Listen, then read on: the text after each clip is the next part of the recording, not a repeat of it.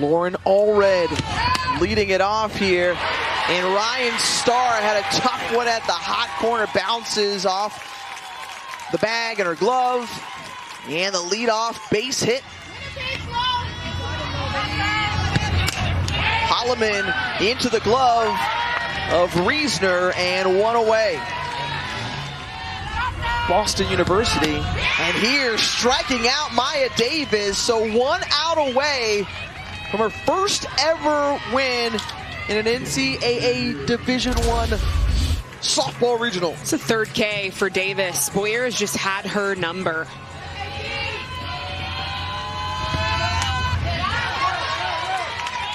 That one just past bunker. And so advancing to second is Allred. She's in scoring position. Payoff. And that one into right field and not being shut out.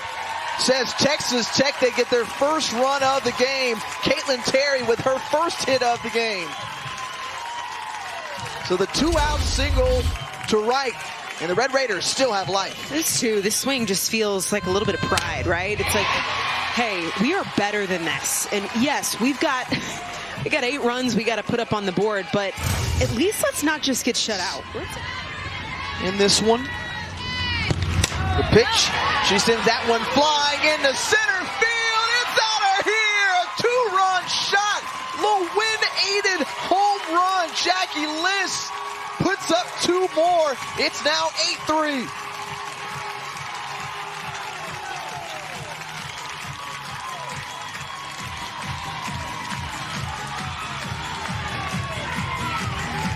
Ticking time bomb, right? It was a matter of time before Texas started to figure some things out. The question is it too little, too late?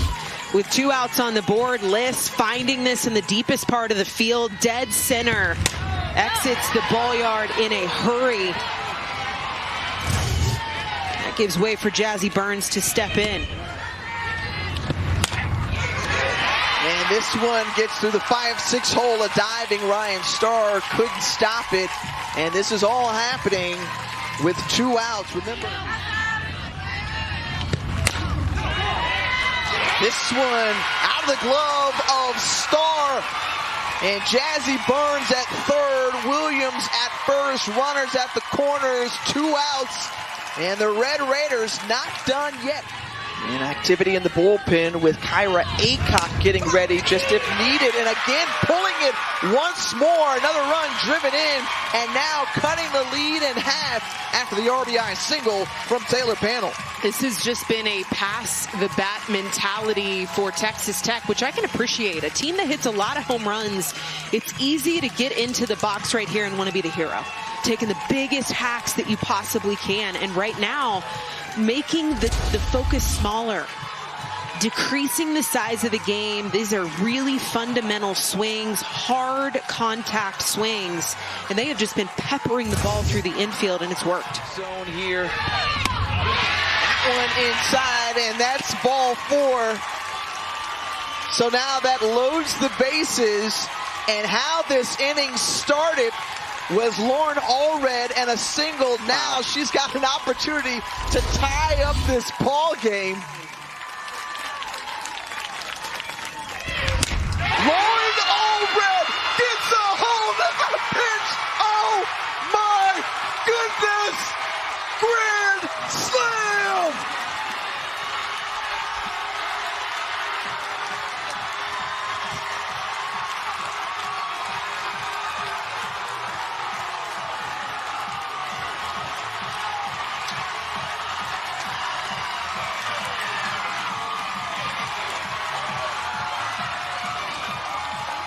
You believe it, folks? Down 8 runs, down to their final out. Full body chills. I mean, this is postseason. This is Texas Tech. A ticking time bomb. You've heard me say it all game long. It was a matter of time before Texas Tech unloaded at the plate with their backs against the wall, Tiffany, down to a final strike. To this point. Well, and you hurt a little bit for Boyer. This one overthrown by Bunker. The toss back to Boyer in the circle. Steps in the circle to try to extend this game, and gloved by Adcock, tossed over the first. She does the job as we move to extra innings. Power out of the park. And this one pulled to right field, and a leadoff base hit for Kennedy Bunker.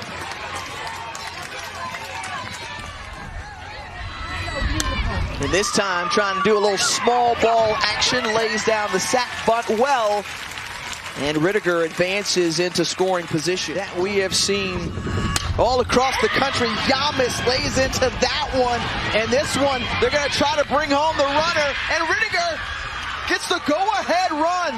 The RBI single from Percy Yamas. And Ole Miss is back on top. You got to tip your cap to the fundamental offense of Ole Miss right now, especially against one of the most feared arms in our game, Nyjah Kennedy. This is a screwball. It's working away from Yamas. She goes up the middle of the field for this RBI single. I have to go back to the importance of the bunt, too, by Mackenzie Pickens. Without that sacrifice bunt to put Bunker in scoring position, that run doesn't score. And George sends this one into foul territory, right field line. Getting to it is Terry, and it's 2 away. Ole Miss answering, providing themselves a run of separation, and so here we go to the bottom of the 8th, and what is left in the backs of the Red Raiders? Find out. And now she leads it off here with a walk here at Tracy Sellers Field. The 9th walk of the game given up by the Ole Miss pitching staff. So now 2 on, no outs, and Jazzy Burns is the next batter due up. She's at her best with runners on, hitting .429 with 2 on base. 4 home runs in this situation. And just waiting on that one and delivering the game-tying run is Jazzy Burns.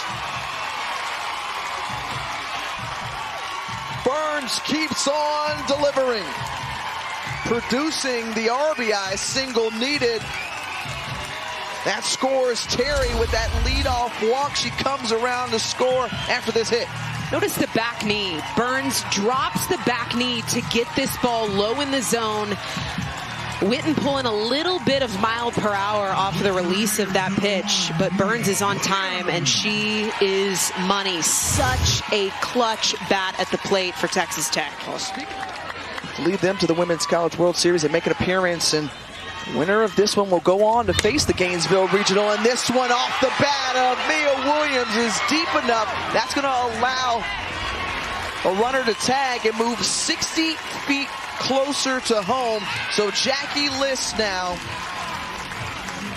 60 feet away.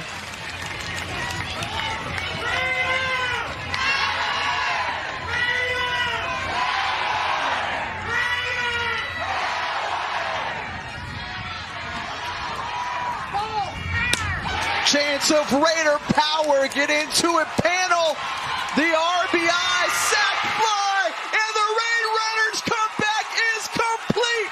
Never done before. 640 teams have tried since 2000 to come back from 8 runs or more, and Texas Tech, the first team to do so. They advance to the regional final.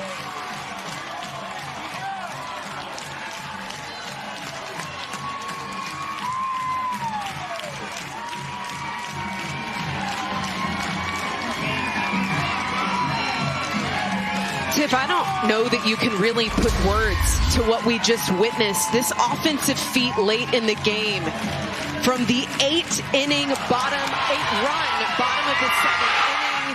to the fundamental pass the bat offense here to score 2 runs for the walk-off when Texas Tech found a way with their back against the wall. And how about the support for Nyjah Kennedy, who struggled early in this game? They had an answer for her.